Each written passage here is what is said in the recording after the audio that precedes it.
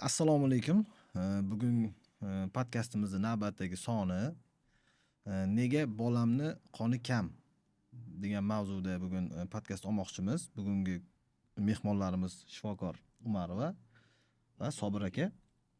Assalomu alaykum. Assalomu alaykum. Sizlar charchamayapsizlarmi? Yaxshi keldinglarmi? Tinchmisizlar? Xo'p, o'zi bu mavzuga oldingi podkastlarimizda ham qisqa tushuncha berib ketganmiz. Bugun batafsil gaplashmoqchimiz. Bugun shunga sizlarni chaqirdik. Birinchi savolim Umid opaga. Umid opa, ko'pchilik hammamiz bilamiz, ya'ni bolalarimizda kamqonlikning alomatlari asosan o'sha rangini oqligi, keyin ko'kimtir ranglar bo'lishi bilan ajralib turadi. Yana shunga o'xshagan qanaqadir alomatlari bormi? Ya'ni biz bilishimiz kerak bo'lgan. Asosan onalar shikoyat qiladigan alomati bu kamqonligini bilmaydi bolasini, lekin shikoyati ko'proq bolamni ishtahasi yo'q deydi. Mana shu bolamni ishtahasi yo'q degani bu уже birinchi zvonokda, ya'ni qonini, gemoglobinini tekshirtirish kerakmikin degan fikr keladi sразу miyaga. Keyin уже qo'shimcha yana savollar beriladi. Ya'ni bu yerda ishtahadan tashqari yana nimalar bo'ladi bolada? Mana shu 3-4 savoldan keyin kamqonlikka Bu savolni siz berasiz-da. O'zi men misol uchun ota-ona bo'lsam, ya'ni men otaman deylik, men farzandim ko'ryapman rangi oq.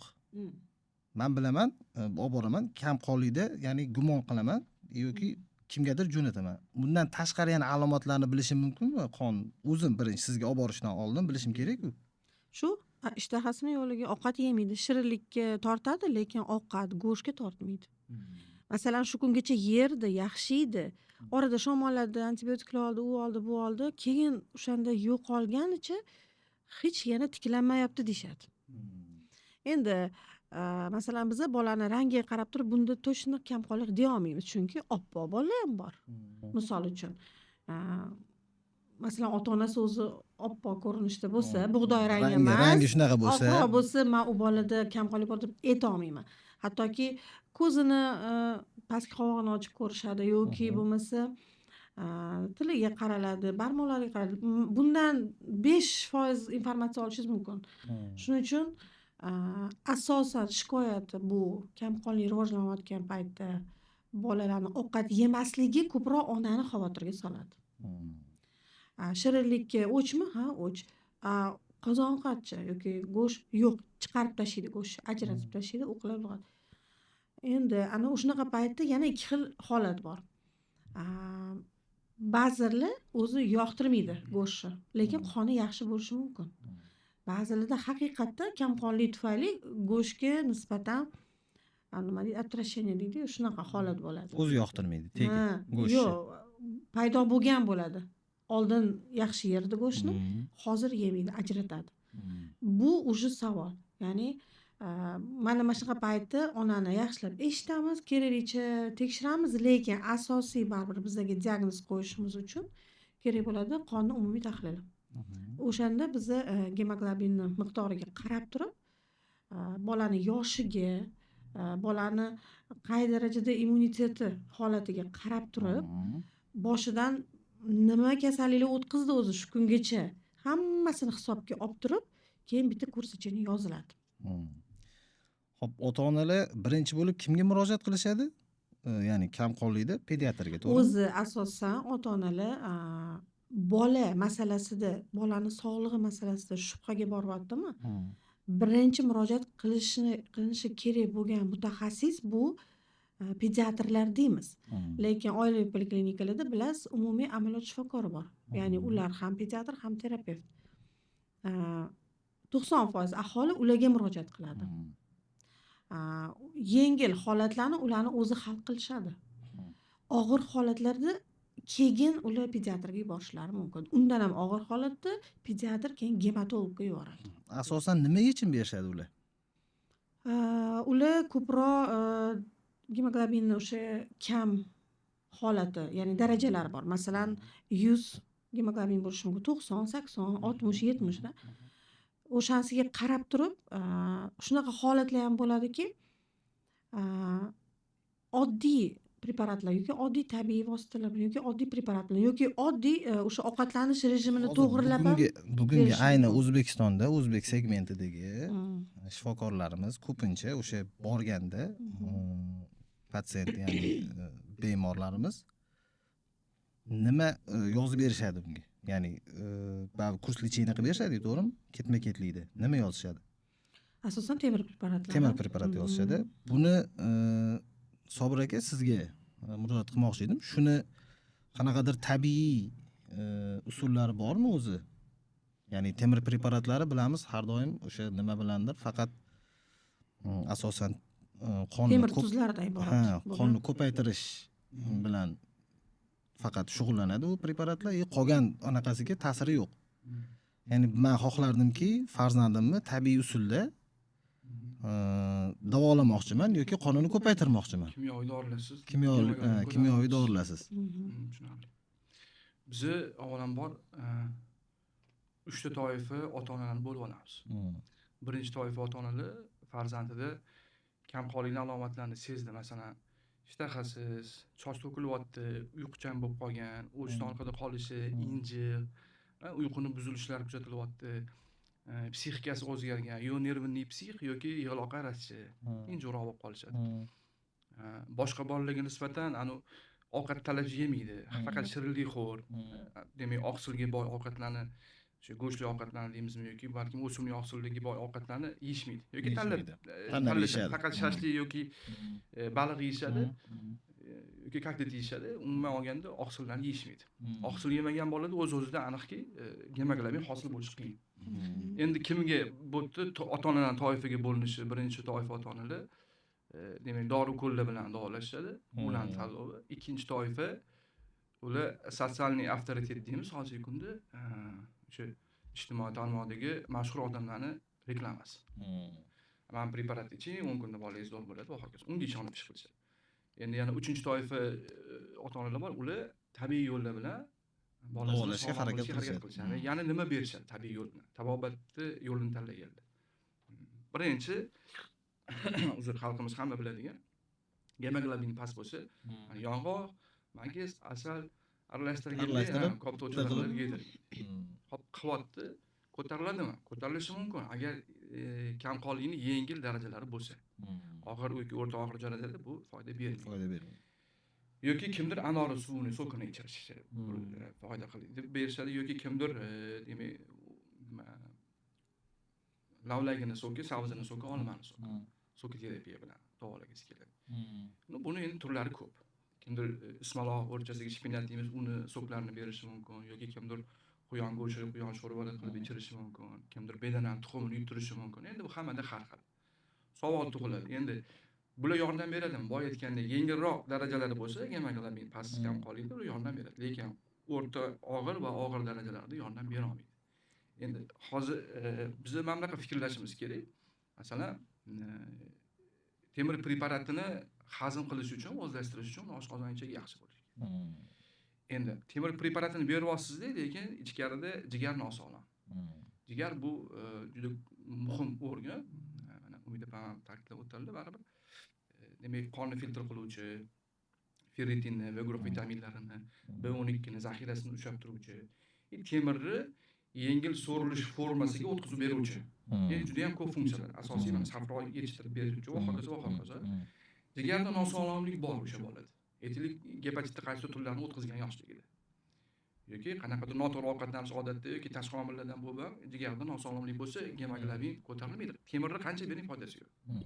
Axlatini boyitasiz temir preparat bilan bo'ldi. Yana bitta savol tug'iladi. Xo'p, jigari sog'lom deylik bolani. Endi ikkinchi mavzu. Bizda demak qon ishlab chiqarishga mas'ul bo'lgan organlar bor. Jigar, taloq, ko'sting mozg va hokazo. Aytaylik, ko'sting mozg suyak iligi deymiz. Eritrotsitlarni ishlab chiqarish uchun eritrotsitlar fabrikasi deb atasak, unga buyruq berish kerak. Bolani buyrugida o'sha maxsus gormon chiqadi, ko'sting mozgga buyruq beradi. Ko'sting mozg qizil qon tanachalar eritrotsitlarni chiqarib Chiqarib berish kerak. qanaqa dozada nechta hammasini qilishni boshlaydi. Agar buyurikda nosog'lomlik bo'lsa, demak yemaklaring ko'taring. Men temir bering, men asal bilan yong'oq aralashtirib bering, men har xil soklarni bering, yordam bermasligi mumkin.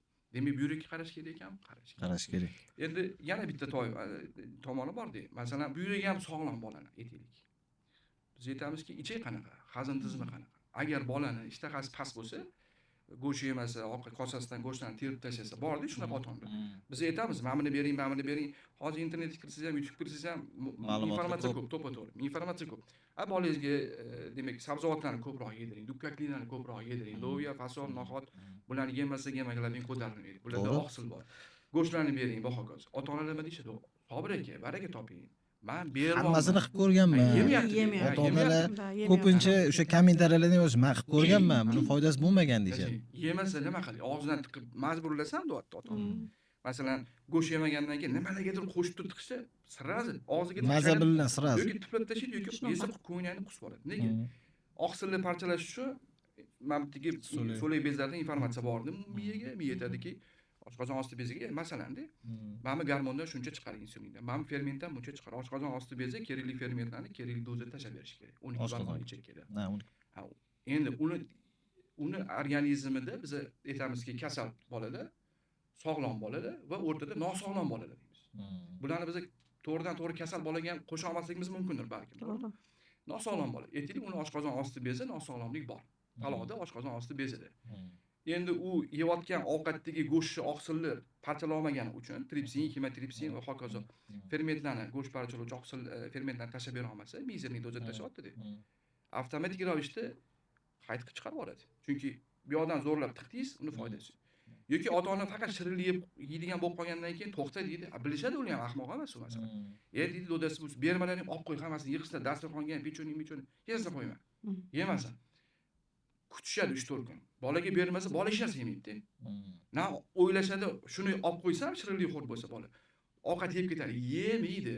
Bu hamma ota-onaning bosib o'tgan yo'li, yemaydi. Nima qilish kerak? Oshqozon osti bezini yaxshilash kerak. Uni tabiiy yo'l bilan sog'lomlashtirish kerak.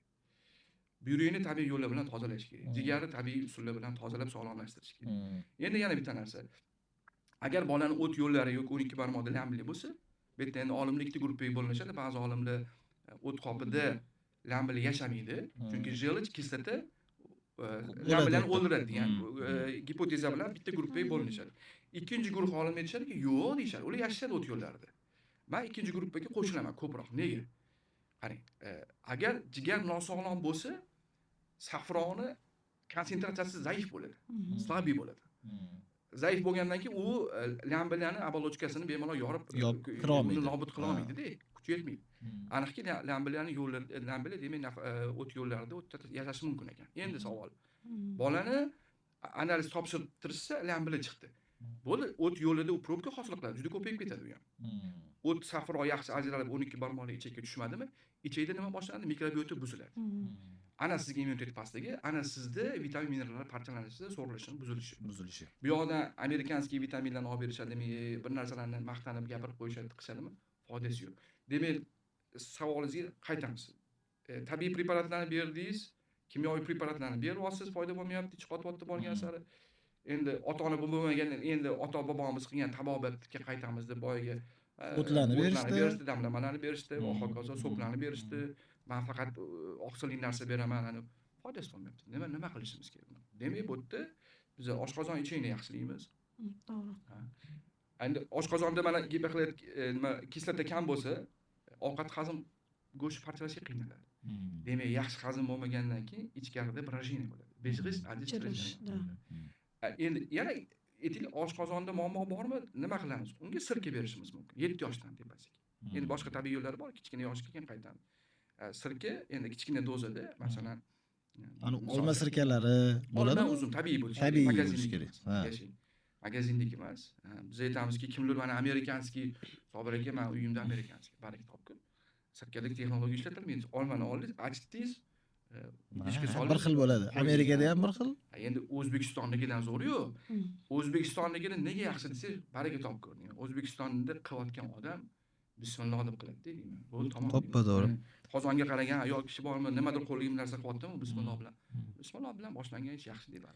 O'zbekiston sirkasi Bu rosa yaxshi. tushunarli. Bu o'zi avval boshiga qaytsak-da o'zi.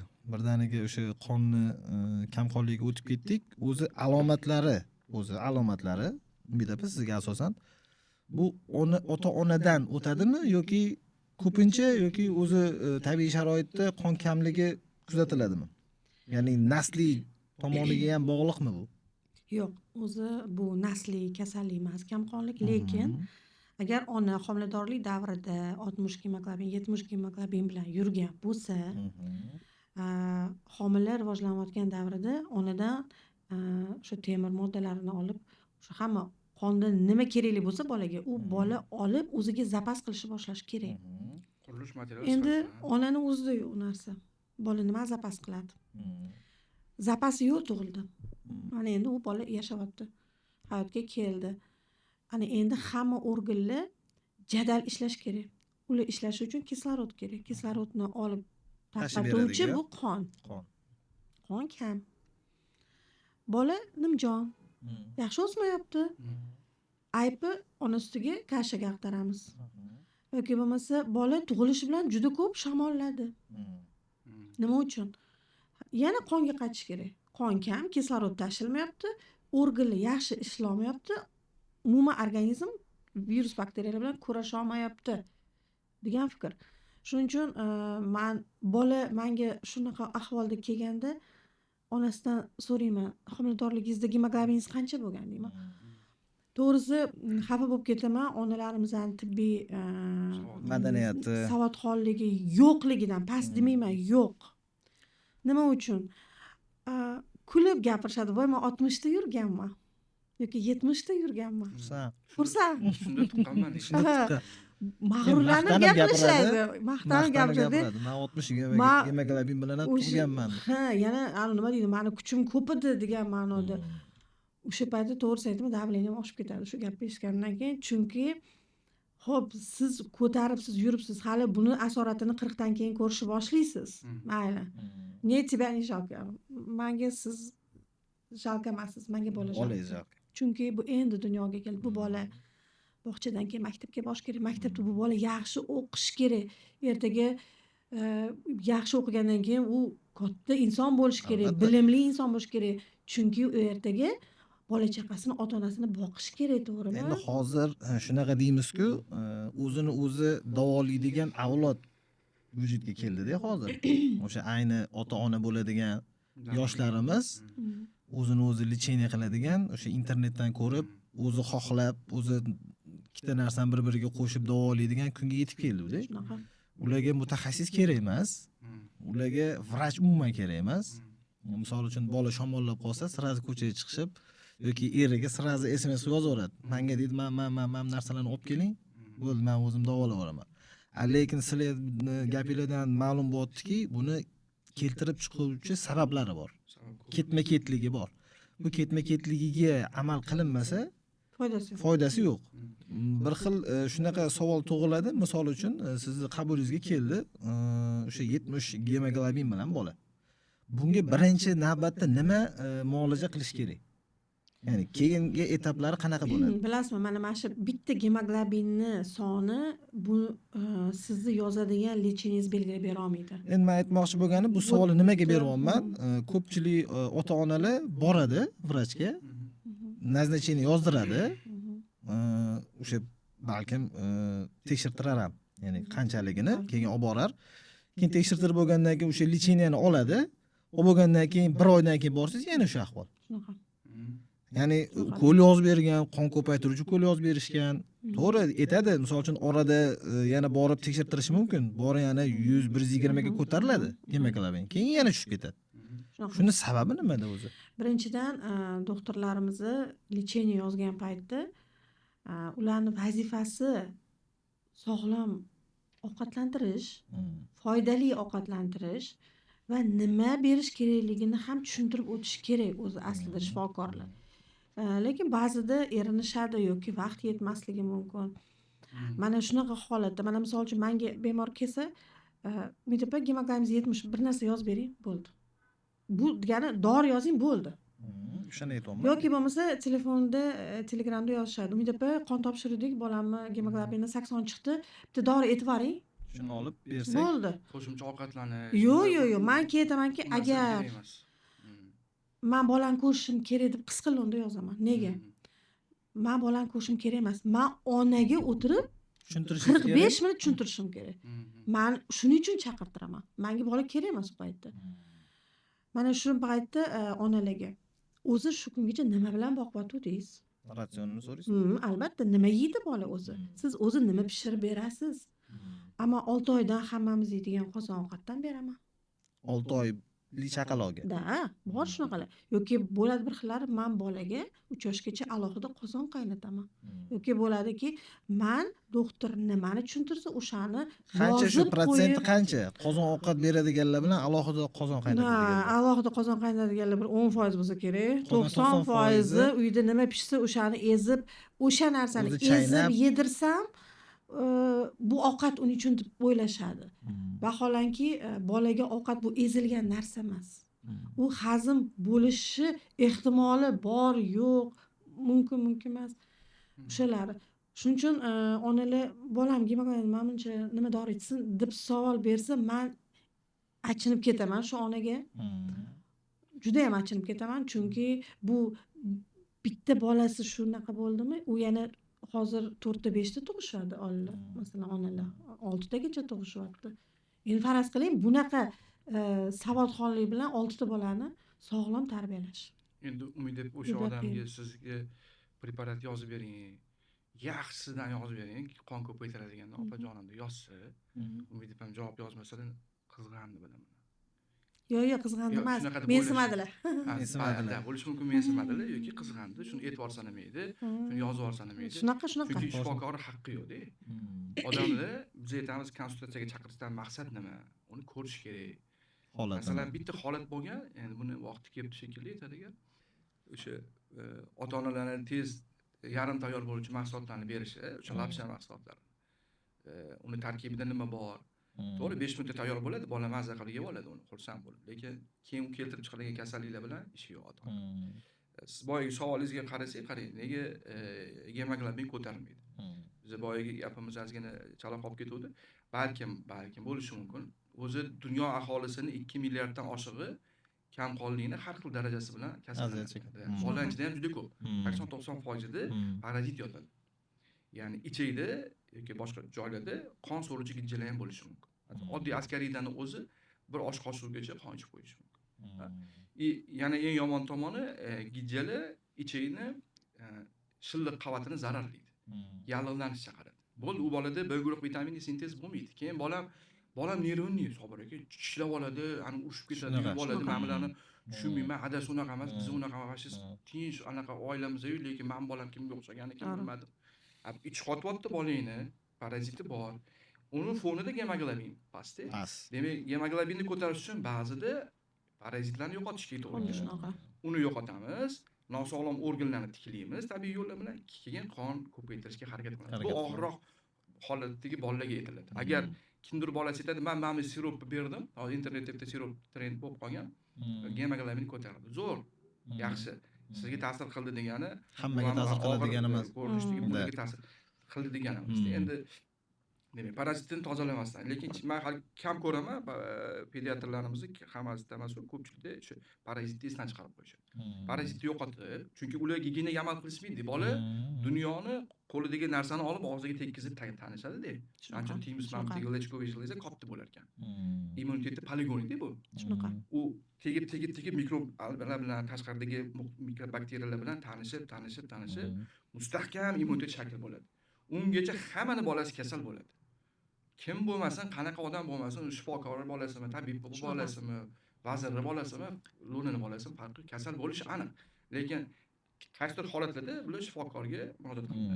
Bizning maqsad bolalarimizni kimyoviy dorilarsiz sekin tabiiy yo'lga olib chiqib, davolab, ani bezarar davolab olsak, tabiiy yo'llar bilan shunda kelajagiga ham gemoglobini ham, boshqasi ham hammasi. Qolgan kasalliklarni asosi deb olsak bo'ladimi kamqonlikni? Bo'ladi. Keltirib chiqarishi mumkin degan. Bemalol.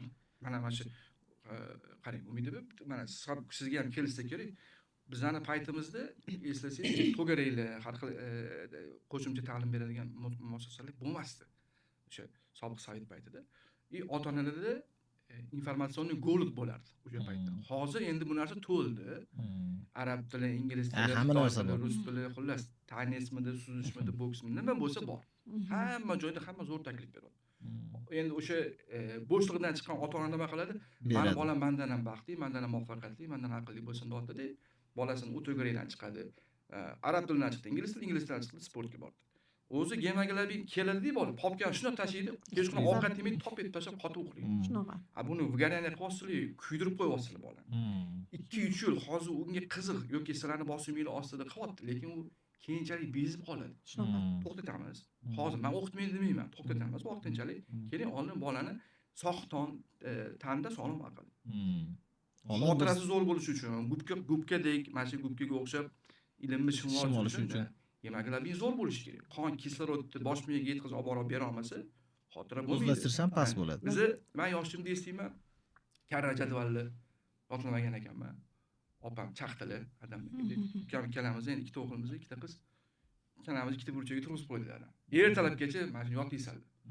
Endi turamiz deb arazlaganman, orqasida bo'lardi-yu, daftar orqasida. Yodlayapman, bir kera bir ketdik, ikki kera, uch kera. Xullas charchaganimiz ko'rdilar. Bo'pti yo'qlaring, ertaga yotlab oling, mana bunaqa qilmalaring. Keyin ukam yugurib kirib ketdi ularga. Men endi jahlim chiqdi. Men jazolanganim uchun jahlim chiqdi-da. Yodlamasam ertalabgacha turaman, yodlamasam yotmayman deb bir kechada yotlab qo'yganman. Necha soatda yotlab qo'yganman. Qarang, xotira qanaqa bo'lgan. Chunki qon gemoglobin yaxshi bo'lganda. Keling, boya aytaman esdan chiqib qolibdi, oddiy xalq uchun gemoglobin nima o'zi. Buni Gulbahor opa zo'r tushuntirib qo'ygan ekanlar, qoyil-qoldim. Bankada hamma biladi, uyda olchaning kompoti bo'ladi. Kompot tagida olchalari, ustida suyuq qismi suvi. Bu suyuq qismini biz qonni plazmasi deymiz. Tegidagi donachalarini biz qonni shaklli elementlar, eritrosit, trombosit va hokazo. Eritrositlar o'sha xuddi olchalar deylik. Sizni farzandingizda shu olchalarning soni kam yoki ularni kачествоsi past. O'zi shu qizil qon tanacha eritrositlar temirni o'ziga biriktirib oladida, oqib borib o'sha miyasiga, hamma tanasiga, to'qimalarga tarqatishadi. Endi eritrositlarni biz taloqda, demak, taloq kelyapti, qonni qabristonga deganimiz shu. Taloq o'tda sortirovka qiladi. Jarohatlangan yoki muddati tugagan, yashash muddati ketib kelganini oladi, ajratib tashlaydi. Olib qolib bo'ladi, kollagen bilan globulin ajratadi, temir bilan oqsilni oladi, jigarga yana qayta ishlashga yuboraveradi. Agar taloq, oshqozon osti bezi yaxshi bo'lmasa, bilinglar o'sha bola go'sht yemaydi. O'sha bolaning ishtahasi ham yaxshi bo'lmaydi. Oshqozon osti bezida apetit kletkalari bor-da. Bu ota-onadan o'tgan bo'lishi mumkin yoki keyin shakllangan bo'lishi mumkin. Demak, endi qizil qon tanachalarini aytaylik, bu chiqaryapti, organizm ishlab chiqaryapti zavod, qon fabrikasi, lekin u 120 kun, 127 kun yashash kerak edi. Shuni yashamayapti. 80 kun, 90 kun yashayapti. Umri qisqa sezilib qoldi. Yashang. Bo'ldi, bu anemichnik bola bo'laveradi. Chunki zavod brakoniy kletka chiqaryapti. Brakoniy bo'lmasligi uchun nima kerak? Qo'shimcha vitamin, mineral B2, B6, B12, sink, kalsiy va hokazo preparatlar kerak. Mineral vitaminlar kerak. Buni qayerdan olamiz? Savol. Ertalab bolani sariyog' bilan, non bilan onasi ketkizib oldi. Bormi tarkibida kalsiy, sink, temir va hokazo? Hech narsa yo'q. Hech narsa yo'q. Murabbo bilan non ichib, shakar choy bilan ketkizib oldi. Bormi tarkibida vitamin, mineral? Hech narsa yo'q. Endi obedda keldida, kechqurungi ovqat isitildi, o'shani yeb oldi. Masalan, mastavani ichib oldi. Bormi? Yo'q. Xlorofil yeyish kerak bola. Ya'ni yashil sabzavotlar. Yeydimi bolalar? Yemaydi-da. Hozir men ota-onadan so'rayman, ota-onalar nima sabzavot berasiz-chi, anaqa deydi. Shu pomidor, bodring, boshqa sabzavotlarni bilishmaydi. Karam yeydimi? Yo'q. Turib yeydimi? Yo'q. Sholg'omchi? Yo'q. Qovoq yeydimi? Yo'q. Qarashchi. Buni yedim? Yo'q. Xuddi go'yoki dunyoda pomidor, bodringdan boshqa sabzavot yo'q. Biz xaldining faqat shu kerak. Bu baraka topib ko'rdi. Yemayotgan bo'lsa, biz ishtahani ochib, oshqozon osti bezi, ichaklarni sog'lomlashtirib, sekin-sekinlik bilan gemoglobinlarni ko'tarib, borsak bola yeb ketadi sekin. Chunki ota-onani o'zi yemayapti-da. Shunaqa. Kosasidan terib tashlaydi, injir. Endi Xudoy taolo shunaqa yaratganki, mana bu meva sabzavotdagi bor mineralni bunisidan topa olmaysiz. Bunisida bor, bunisidan topa olmaysiz. Siz gapingiz bo'ldim. Menga hozir bitta fikr kelib qoldi, shu esdan chiqmasdan so'ray. O'zi tajribangizda xuddi shunaqa diagnoz bilan kelib, go'sht yemaydigan, keyin ortiqcha o'sha sabzavotlarni asosan sholg'om, qovoq yemaydigan bolalar kelib, o'sha muolajani natijasida yeb ketganlari bormi? 95% holatda yeb ketishgan. Nechidir foiz holatlarda biza kutgan natija bo'lmagan, to'g'ri. Chunki ba'zi holatda men ota-onalarni aybdorni bilaman. Sal befarq bo'lib qolishadi. Yoki oxirigacha olib borishmaydi. Vaqtida qilib berishmaydi. Ozgina shirinlikdan tiyib olish kerak bolalar. Talab ham endi qat'iy bo'lsa kerak-da, ketma-ketligi. Shular qilinsa, nechta ishga kirdingiz mengacha deyman. Aytinglar 22 ta. 25-chisiga ham borib 20-30-chiga qarab ketgisi kelsa, qilmang hech narsani deyman. Bu yerda shifokor bilan yoki tabib muhim bo'lishidan qat'iy nazar mutaxassis bilan ota-ona bitta komanda bo'lishi kerak. Shunaqa. Agar ular birlasha olmasa, Shunaqa. natija nolga teng. Mana Umid opam biz meni ham jahlim Xohish bitta bo'lishi kerak-da. Ikkalasi bitta yo'lda shifokor Maqsad yoki bitta tabib yo'l ko'rsatadi. Yandex kartani chizib beradi. Mana bitta turibdi shifo bolangni shifosi. Lekin shu yo'ldan yurib o'tishing kerak. Mana shu vodiylardan o'tishing kerak desangiz, voy men o'ta olmayman deb, bilasiz meni ishim bor deb, unaqa qila olmaymiz, sharoitimiz yo'q. Bo'lmasa nima xohlayapsiz? Boring, dori qo'lingizni qiling. Nima qilishim kerak? Men bizani ham uyda kasallik bo'ladi. Hamma uyiga hammaga kasallik keladi. Lekin tabiiy yo'l bilan chiqarib olgan boshqa, immunitetini mustahkam qolgan holatda yoki immunitetini dabdala qilib, razrушение qilib, kapelnis antibiotiklar bilan chiqarib olgan boshqa kasallik. Shunaqa. Bu antibiotik kapelnislarning hammasi ham bu qon shakllanishiga ta'sir qiladi. Bermasligi mumkin. Gemoglobin tushib ketishiga sabab bo'lishi mumkin. Hozir men o'ylab turibman-da, endi men ham oxirgi paytda farzandlarimni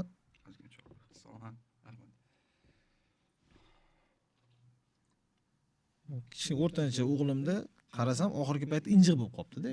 Hozir sizni gapingizdan, sizlarning gapingizdan nima qilyapman? Balkim diagnoz qo'yapman o'zimcha. Balkim meni ham farzandimda shunaqa holat, lekin ko'rinishi yaxshi, yuz tuzilishi boshqasi, lekin shu injiqligi bor. Keyin o'sha siz aytganingizdek go'shtlarni uncha xohlamaydi. Yemaydi deyarli. O'sha siz aytganingizdek men hozir o'ylab o'tiribman-da, shashlikni yeydi gap bo'lishi mumkin emas. Go'shtli ovqatlar bo'ladi-yu, qozon kabobga o'xshaganlardagi go'shtlarni yeyishi mumkin. Lekin men bu ovqatlarni, misol uchun mastavani ichida keladigan go'shtlar, keyin sho'rvadagi go'shtlar, bularni xohlamaydi. Hozir o'ylayapman, balkim meni ham farzandimda kamqonlik bormikan Ana degan yaxshi fikr kelib qoldi. ko'rishiga ham bitta narsa, shu shashliklarni deymiz yoki o'sha baqpat ovqatlarni go'shti marinovatsiya qilinadi, mazasi kuchaytiriladi. Shu darajada kuchaytiriladiki, u bola o'shani sezadi va unga yoqadi. Endi mashhurda mastavaga biz shunaqa qilamizmi go'shtni? Tayyor go'shtni olib, to'g'rab solamiz, ishlatamiz, bo'ldi. Biz unga ishlov bermaymiz, mazasini kuchaytirmaymiz. Shuning uchun o'sha ovqatda go'sht chiqsa ajratishadi. Lavash, gamburger, shaurmalarni go'shti yoki shashlikni go'shti bo'lsa, uni yeyishadi. O'shani aytaman. Ota-onalar aytadi, o'shani yaxshi ko'rib yegan uchun men uni ko'proq beraman deydi. Lekin u ko'proq berishi aslida kamqonlikni davolanishiga yoki oldini olishiga, nabirat yomonlashishiga olib keladi. Nega? U bola o'sha marinadni yemaguncha, olmaguncha boshqa go'sht yemaydi. Endi butun umr bola shuni yeb katta bo'lmaydi-ku aslida. Albatta. O'shaning uchun mana shu o'tkir mazali narsalarni yaxshi ko'rishi ham bu yomon oqibat, shubhaga borishga alomat, yomon alomat bu. Shuning uchun bolalarga yoshligidan yegisi keldi, hisob qo'ydik. Ota-ona o'zi fast food yegisi kelib kafega borsangiz, ko'pincha ahamiyat beraman. Bolasini ham детский stulga o'tkazib qo'yishadi, oldiga bir nimalar to'kib qo'yishadi va go'shtidan og'ziga solib o'tirishadi. O'sha bola mashhurda ham ichmaydi, ertaga mastava ham ichmaydi, qaynatma sho'rani vobshe ichmaydi. Misol uchun. Qarab turaman-da, yurmaydigan bolaga free yedirib o'tiribdi yoki go'sht qilib qo'yapti deyman. Shunaqa hozirgi kunda eng trenddagi deydimi? Mahsulotlardan bittasi free-da. Chipslar, frilar, suxariklar. Ota-onalarda bular nomer 1 bolalar uchun. Shunaqa. Boya gapingizga qo'shimcha qilmoqchi edim. Aytasiz, ana gamburger yeydi, haqiqatda shunaqa deyishadi. Lekin lavash yeydi. Men aytamanki, qarang, lavashni, lavash qiladigan joylarga borsangiz, odam ko'p bo'lsa, to'xta, palonchi Umid opa kelibdilar, yoki ana odam kelibdi, yaxshilab pishsin. deb kutib o'tirib kesmaydi. Chala go'sht pishgan go'sht ham solib beraveradi sizga. Mayonezlar bilan, ketchup bilan aralashgandan keyin kimik preparatlar bilan u mazaliroq tuyulib ketadi. Mazali tuyulgan narsani, bola mazani, go'shtni mazasini shunaqa narsalar bilan birinchi tanidimi?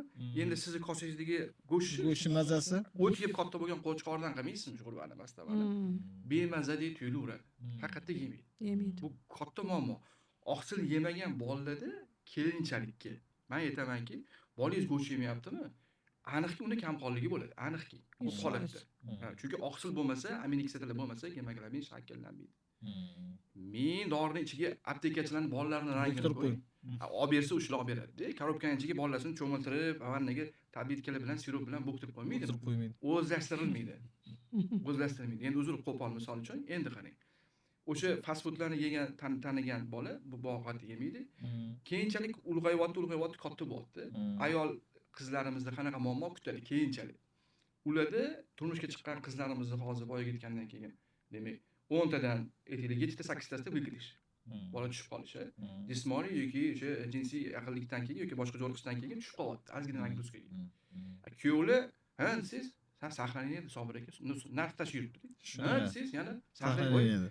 Yashayapsam, shukuryapsam deyish keladi-da. Endi uzr-ku. Yashaydimi bu?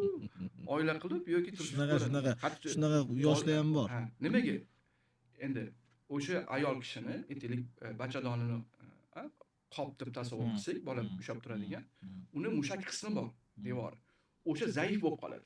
U oqsil kerak, unga aminokislotalar kerak. U go'shtdan olamiz. Uni o'simliklardan olamiz. Loviya, fasol, grechka yapsanki, bularni yemagandan keyin qattan uni matkasi, bachadonini mushak qismi baquvvat bo'ladi. Bizlar do'da buvilarimiz og'ir xonador bo'lsa ham ko'tarib tashib yurishgan. Hozir kechalik narsani ko'tarib erta bo'lib qoldi-yu. Vыкидышda. Qizlarda ayashang. Bu bitta qizlardagi problema ayol qizlarimizda. Endi bolalarda qanaqa? O'zbek xalqi bu vegan emas-da, biz vegetarian emas. Shunaqa. Go'shtxo'r desa ham bo'ladi. Yashang. Go'sht taomlarning sayyididir deyilgan. Diniy ta'limotimizda olimlarimiz aytishi bo'yicha, to'g'rimi? Go'sht, masalan, Qurbon hayitida go'sht so'yilishi yoki qo'y go'shtini iste'mol qilish va hokazo. Bular hammasi bizning qadriyatimizga singib ketgan. Go'sht yemayaptimi? Erkak kishi katta bo'lsa kim bo'ladi u? Aniqki, testosteroni past, zaifroq, xo'p bo'ladi, ko'p bo'lgan erkakka aylanadi. Bizga bu jamiyatda men bunaqa erkak yaxshi o'rin tuta olmaydi. Yashang. Shuning uchun hozir buni yeb ketar emas. Yeb ketmaydi, baraka toping ota-onalar.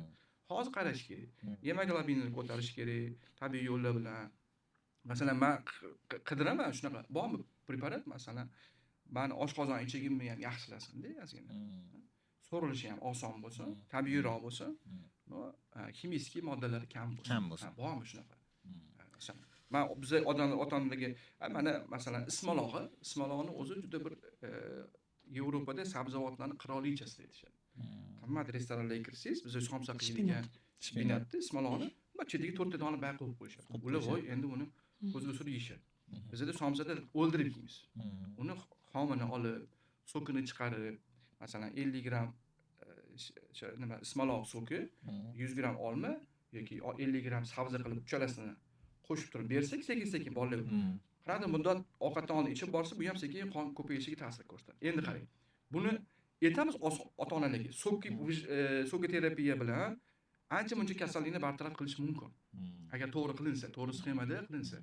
Lekin hammaning uyida soki vijimalka bor. Mana yozinglar, agar bu yerda kuzatuvchilar kim uyida yo'q bo'lsa yozinglar, menda yo'q deb. 90% odam uyida soki vijimalka bor. Lekin u 1 yilda 1 marta yoki 2 marta ishlaydi yoki ishlamaydi. Hammani shkafida qatib turadi. Nimaga? Bilasizmi? Soki vijimalka narsani solib knopkani bosib sokini chiqarib beryapti tayyorgani. Nega foydalanmaydi? Ayol qizlarimiz nega? Siz uni chiqarib olib, sokini chiqarib olish bu 2 minutlik ish. Lekin uni undan keyin chayib yuvib hammasini joy-joyiga yig'ib qo'yib qo'yish yarim soat deydi. Ana o'shanisidan erinishadi, qilishmaydi. Sobir aka, mayli shuni vaqtim bo'lmaydi deb bir kun qilaman, bir hafta qilaman, qolib ketadi. Uyda chirib sasiydi ekan, xo'jayinim olib kelib bersalar, men nima desam olib kelib beradilar, qiziq ham bildi unaqa narsa. Shu erkaklarning vazifasi o'zi faqat olib kelib berish. Olib kelib beradilar, lekin qila olmayman. Shuni boshqa bir narsasi yo'qmi, bundoq ichib qidirmoqmiz. Bormi boshqa preparat tayyor narsa sizlarda? O'zbekistonda ko'p ishlab chiqariladi bu narsalar. Ya'ni O'zbekistonda tabiiy demoqchilarki, siz o'zingiz bemorlaringizda misol kelishadi-yu, yozasiz, to'g'rimi? Asosan yaqin insonlaringizga nimalar yozasiz? to'g'risini tabiiy aytsam man bemorlarni xohlaydi. yaqin uzoq bo'lmaydi, hammasi mani oldimga keldimi bo'ldi, bular уже bir umidda kelgan. Misol uchun o'zimni bolalarimga, o'zim navaramga qanaqa ravo ko'rsam, xuddi shunaqa ravo ko'raman, chunki buni ham Xudo yaratgan, ya'ni baribir birovni bolasida, bola-ku deyman. Masalan, men juda ham ota-onaga nisbatan bolaga ko'proq achinaman. Shuning uchun ota-onalar mendan ko'proq gapirishadi, to'g'risini aytsam. O'shaning uchun pediatrlikni tanlagan kerak. Shunaqa. Bolani shunaqa holati yoqadiki menga, bolalarni to'g'ri davolasangiz tez tuzaladi, natija tez ko'rinadi. Ular aytilgan narsani ona o'z vaqtida bersa, bolalar qabul qiladi va natijani tez ko'rasiz. Kattalar bilan ishlash ozgina qiyinroq, chunki Dangasaroq ularni bo'lishadi. o'zini fikri bo'ladi, doktor gapiraveradi Siz deydi. mingta narsa maslahat berasiz, U o'zini aytgani qiladi baribir, shuning o'ntasini uchun olishadi, bolalarni ishlash shunisi yaxshi, natijani tez ko'rasiz. Endi o'zingiz kontrol qila olmaysiz-da, to'g'rimi? Bolani kontrol qiladigan odam bor tepasida. shunaqa bo'ladi. Onalar juda ham больницаga ko'p bola bilan yotib charchagan, antibiotikdan charchagan, umuman dori darmondan charchagan onalar bo'ladi. Umid opa, juda charchab ketdim. Shuni immunitetini ko'tarib bering yoki nima bering, immuniteti ko'tarilsin. Iloji bo'lsa, tabiiy bo'lsin, rastительный bo'lsin. Ancha o'rganishadi onalar. Shunaqa narsa bering, beraman bolamga deyshadi, misol uchun. Ana o'shaqa paytda immunitet bilan ko'proq murojaat qilishadi. Immunitetni ko'tarishdan oldin qoninglarni bitta ko'ringlar deyman. Ya'ni gemoglobin miqdorini bitta ko'rib oling deyman. Chunki immunitetni o'zini davolab ketish mumkin. Agarda qoni gemoglobini yaxshi bo'lsa. Agar u past bo'lib turgan bo'lsa-chi, buni ko'tarish qiyin. Natija bo'lmaydi. Qon analizida gemoglobinni ko'rdik, pastmi? Demak, biz ham qon ko'paytiruvchi, ham immunitet ko'taruvchini baravar olib borishimiz kerak. Mana shunaqa paytda dorilardan bezigan onalar ko'proq tabiiyroq, bezararroq va bola с удовольствием ichadigan, ya'ni ichmayman deb yig'lamaydigan dori bo'lsin deydi. Men endi hozir bu yerda Shunaqa paytda e'tiroz bo'lib qolishi mumkin-da.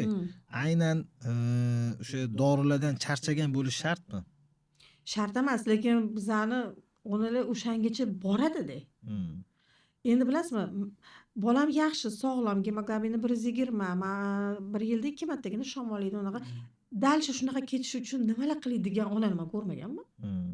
Unaqasi kelmaydi men oldimga. Faqat o'sha obdon, Ha, hamma narsani o'zicha qilib, keyin oxiri natijani ko'rmagandan keyin kelib murojaat qilib, men mana shunaqa chiqib qo'ydim demaydi unda ham. yo'q.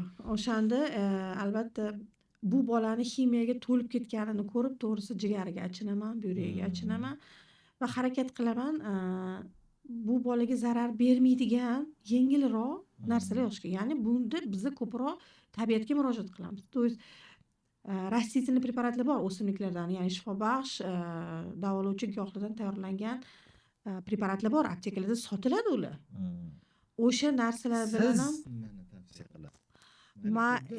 ham men bilganim sinovdan o'tkazganingiz bab bo'ladi, to'g'rimi? Chunki mahsulot ko'p bo'lgani bilan aynan sinovdan o'tkazganingiz nimani tavsiya qilardingiz? Men ko'proq bolalarga Animadox preparatini va Vital Forte, goda uni, goda buni, ya'ni holatiga qarab turib shu ikkita preparatni ko'proq ishlataman. Ya'ni bu preparatlar menga yoqqan tarafi nimada?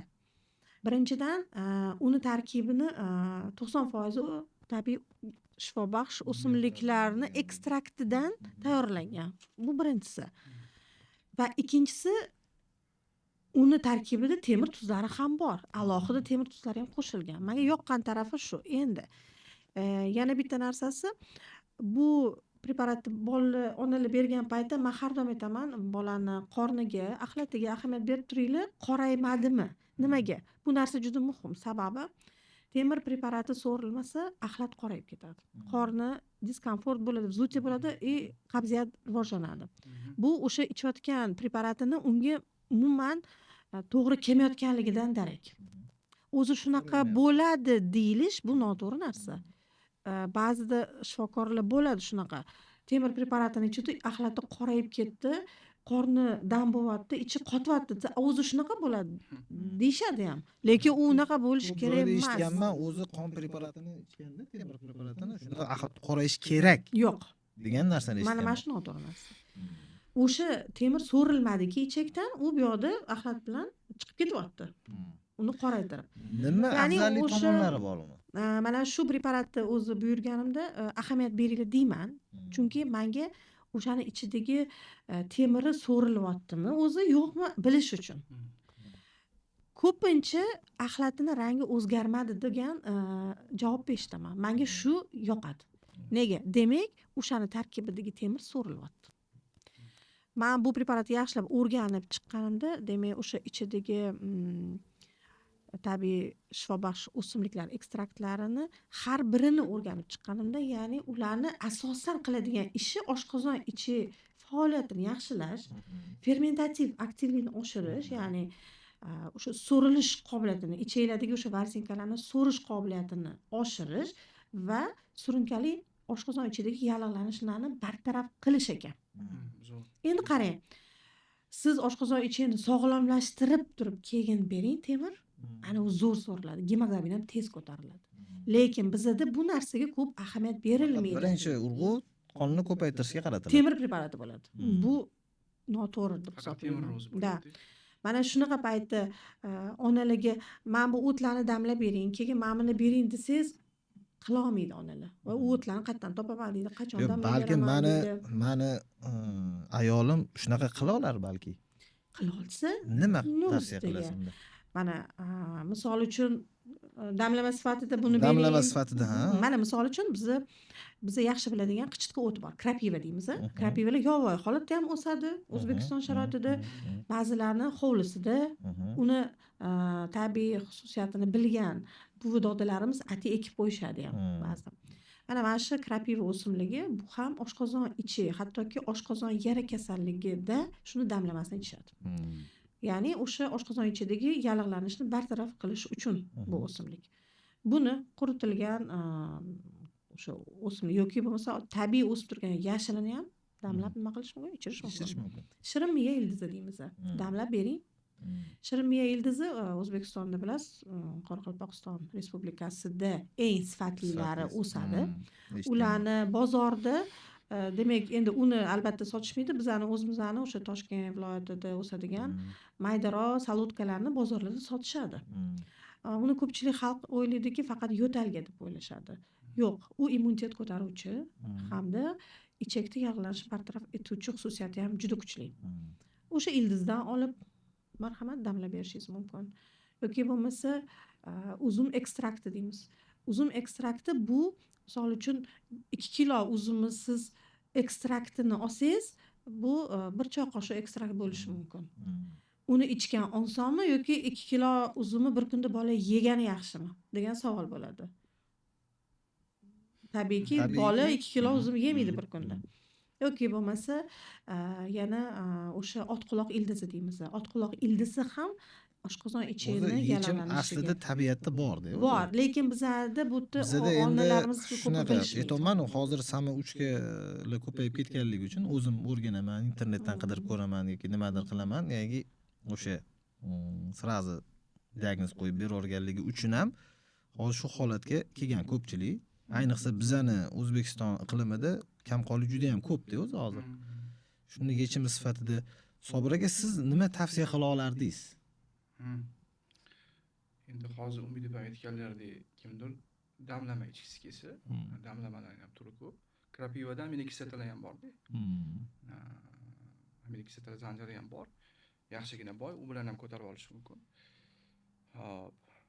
Yoki sokdagi tabiiy enzimlar bilan boyatdagi xlorella, bu xlorofil o'simlikdagi gemoglobinni analog.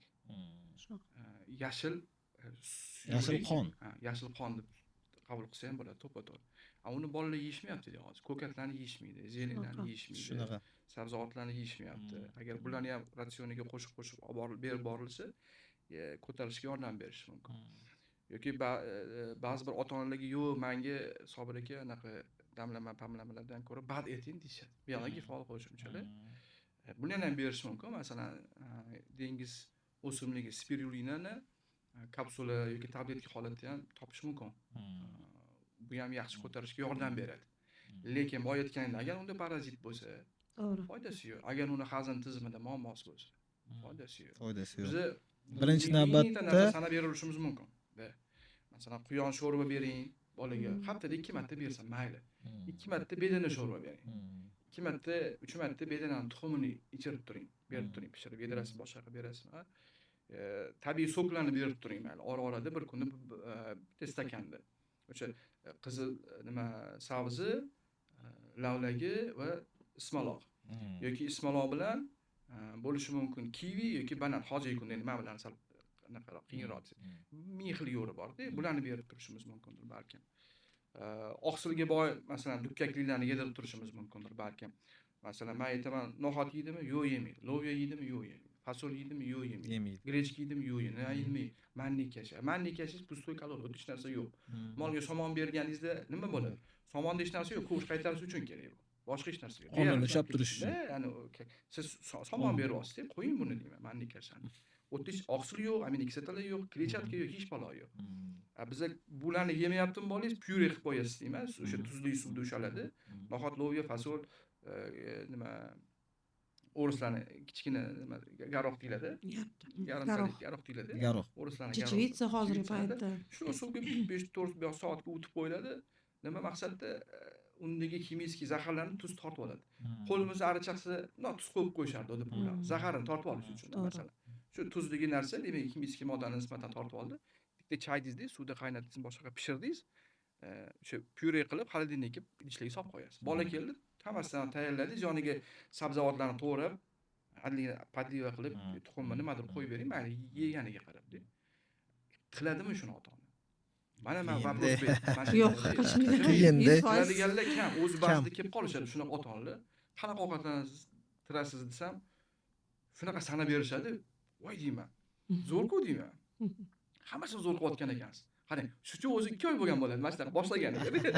Bu bola bunaqa bo'lishi kerak emas, bu ovqat bilan boqib kelgan bo'lganingizda qancha bo'ldi boshlaganingizga deb ikkinchi savolni bersam, 2 oy bo'ldi-da, o'rganib chiqdim, men bitta falonchida o'qidim, pistonchida o'qidim.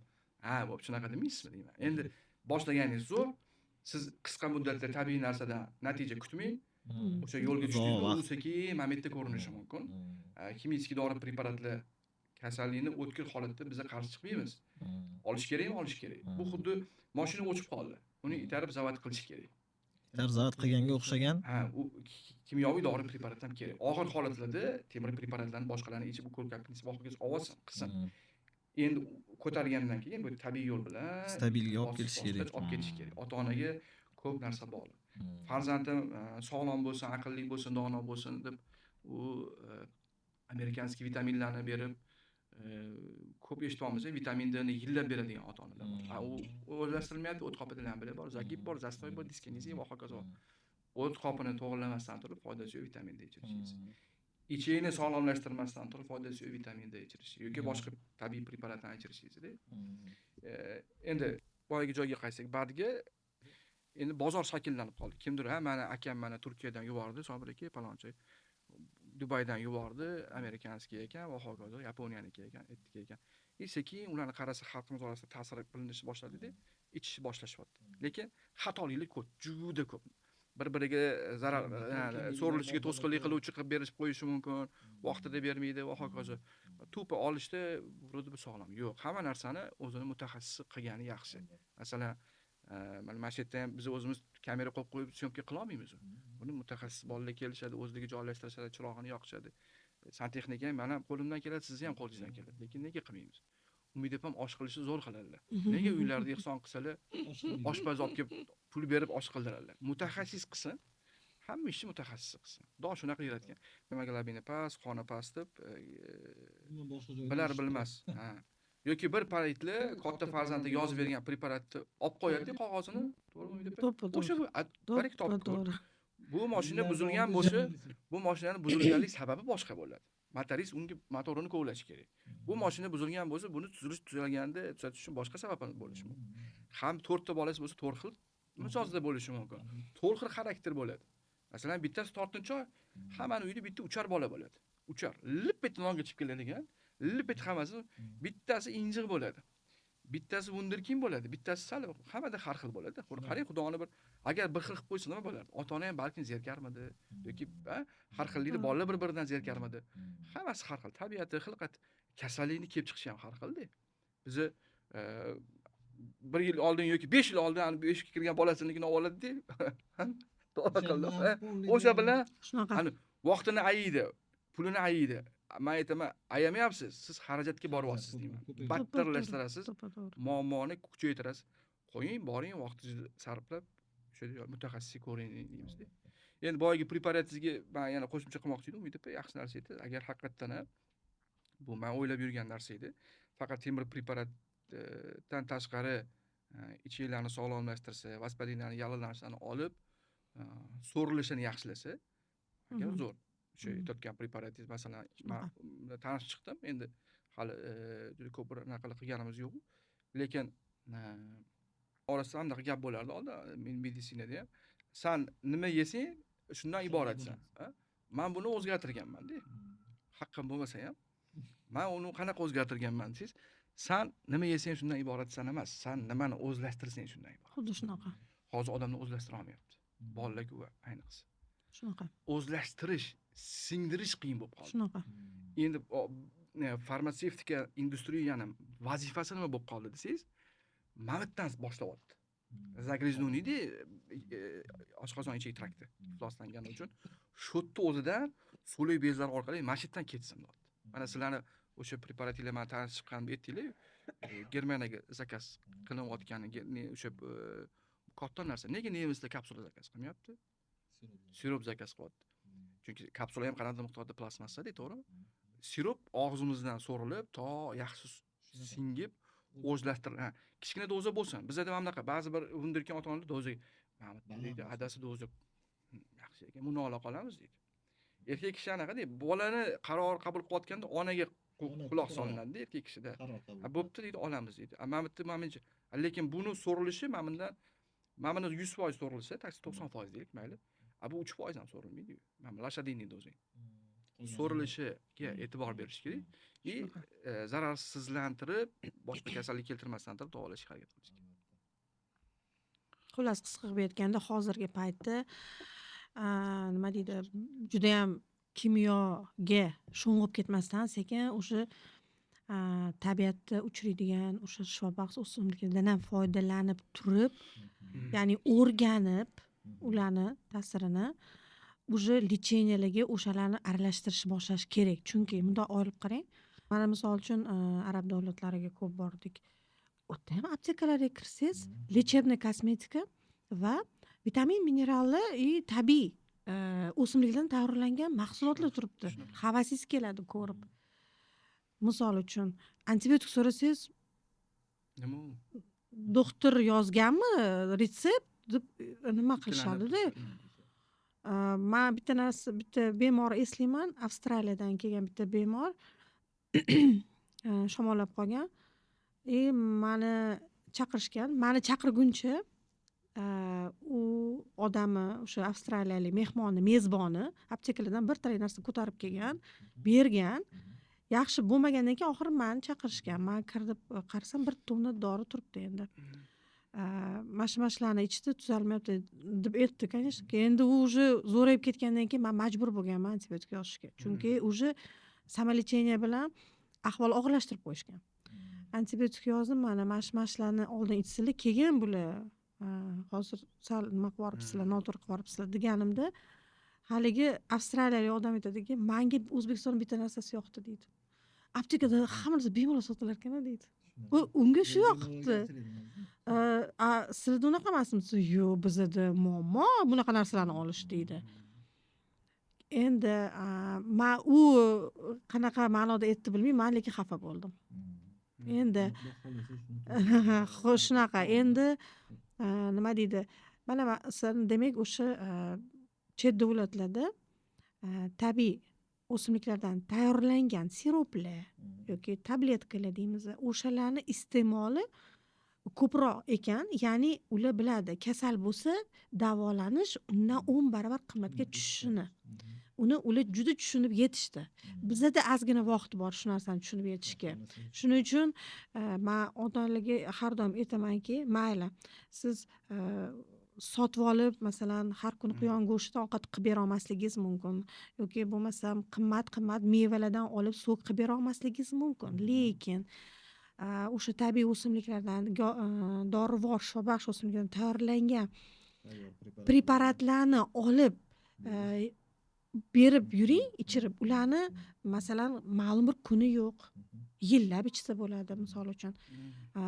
Ma'lum bir keyin ularni olganingizda o'sha siz sotib oladigan 2 kilo mandarin, 2 kilo apelsindan arzon turadi o'shalar deyman. Vaqtimiz bo'lib qoldi, tugatadigan vaqtimiz. Umid opa, sizga kattakon rahmat kelganingiz uchun. Sobir aka, sizga ham alohida rahmat aytamiz. Xudo xolisa kelajakdagi ishingizga omad tilaymiz. Kelajakda mabodo agar yana shunga o'xshagan qiziqarli podkastlarimizga chaqirish rejamizda bor. Chaqirsak kelasiz degan umiddamiz.